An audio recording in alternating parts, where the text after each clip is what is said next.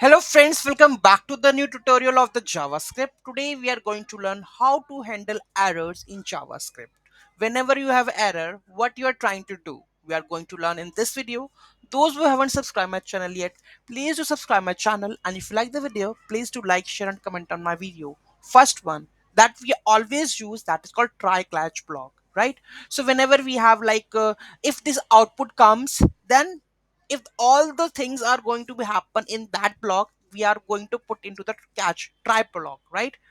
And if there is any error, suppose the API is not working or the response is not coming, okay, so in that case we are going to catch that error and do the rest of the stuff over here, right? So first one is try catch block. Every time we should use this one to handle the errors. Second one is the throw statement. Use the throw statement to throw custom errors, like throw new error, something went wrong. Okay, this is the syntax throw new, and this is the error of that one message that you want to make it customized, right?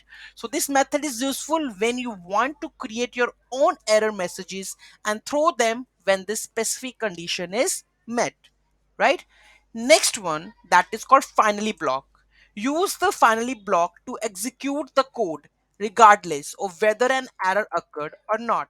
This block is useful when you need to clean up the resources, I want to close the database connection, I want to remove the file from that one.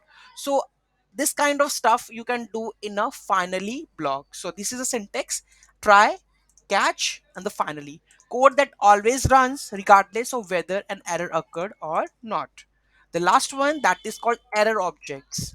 JavaScript provides different type of error objects such as range error, type error, and the syntax error.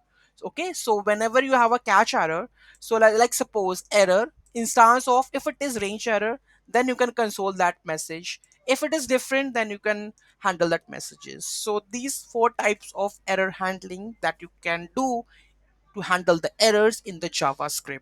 Okay. Any doubt, any query in that, let me know in the comment section. Thank you so much for watching this video. Have a great day.